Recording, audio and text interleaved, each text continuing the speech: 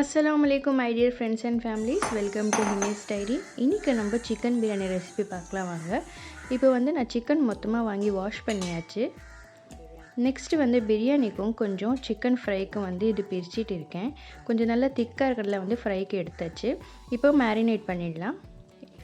இஞ்சி பூண்டு 1 ஸ்பூன், உப்பு ஒரு 1/2 ஸ்பூன், கரம் மசாலா 1/2 ஸ்பூன், மிளகாத்தூள் 1/2 ஸ்பூன், மஞ்சத்தூள் 1/2 ஸ்பூன், பெப்பர் ஒரு 1/4 ஸ்பூன், ஜீரகத்தூள் ஒரு 1/4 ஸ்பூன், அப்புறம் பாதி லெமன் வெறும் ஜூஸ் எடுத்துக்கலாம்.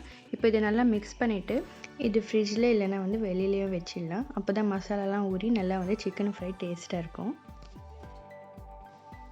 இப்போ பிரியாணிக்கு தேவையான இன்க்ரீடியன்ட்ஸ்லாம் ரெடி பண்ணி வச்சுக்கிட்டேன். இது இஞ்சி பூண்டு பேஸ்ட்டு, ஐஸ்கிரீம் பாக்ஸ் நினச்சிக்காதீங்க.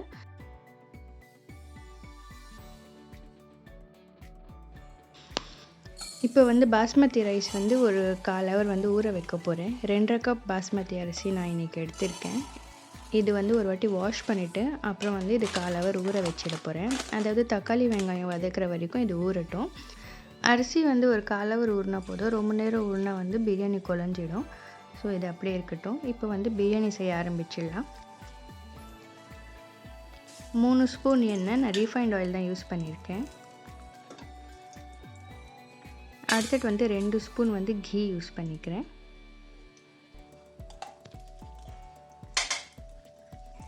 எண்ணெய் கொஞ்சம் சூடானதும் இப்போ நம்ம கரம் ஸ்பைசஸ் ஆட் பண்ணிக்கலாம்.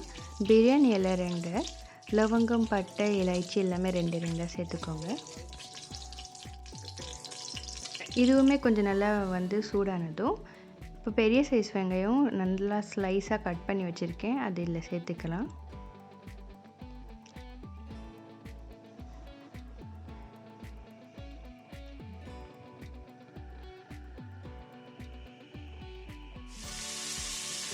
இப்போ இஞ்சி பூண்டு பேஸ்ட் 2 ஸ்பூன் போட்டுக்கலாம்.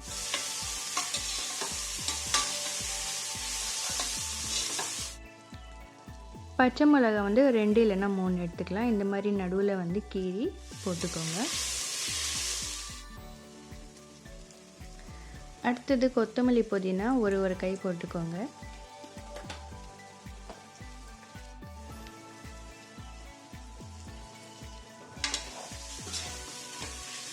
இப்போ இதை நல்லா வதக்கிட்டு கொஞ்சம் ப்ரௌன் ஆனோன்னு தக்காளி கட் பண்ணியிருக்கிறது ஆட் பண்ணிக்கலாம்.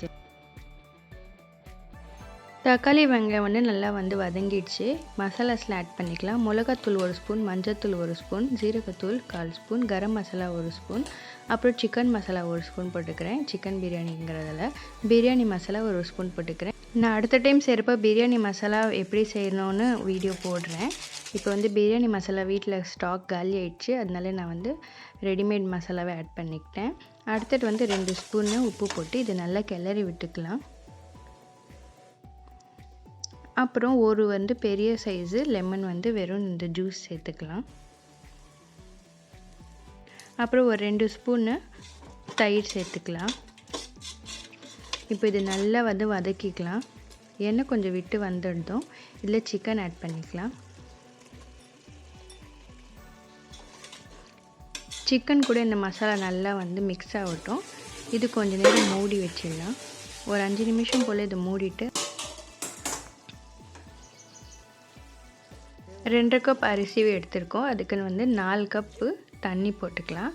நீங்கள் அதே கப் மெஷர்மெண்ட்க்கு எடுத்துக்கோங்க. இப்போ ஊற வச்சிருக்கிற அரிசி இதில் ஆட் பண்ணிக்கலாம்.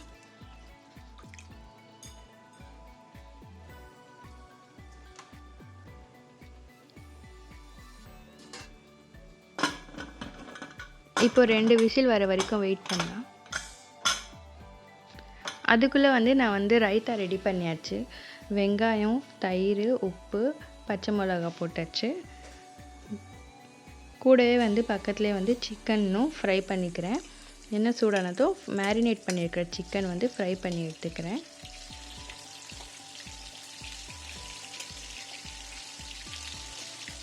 இப்போ 2 விசில் முடிஞ்சிடுச்சு. நான் இப்போ பிரியாணி எந்த ஸ்டேஜில் இருக்குது ஓப்பன் பண்ணி பார்த்துக்கிறேன்.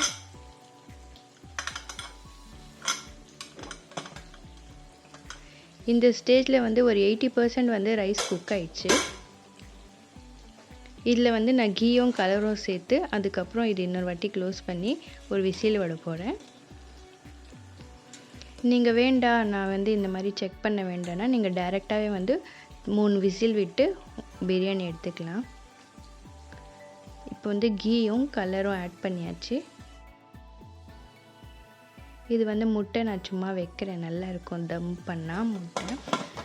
இது மூடியாச்சு. இது ஒரு 10 நிமிஷம் போல் சிம்லே இருக்கட்டும். அதுக்குள்ளே வந்து இந்த சிக்கன் வந்து வறுத்து எடுத்துக்கலாம். இப்போ சிக்கன் வந்து நல்லா ஃப்ரை ஆகிடுச்சு. 10 நிமிஷத்துக்கு அப்புறம் இப்போ பிரியாணி எப்படி இருக்குது பார்க்கலாம் வாங்க. ஃபஸ்ட்டு மேலே இருக்கிற முட்டையெல்லாம் நான் எடுத்துக்கிறேன்.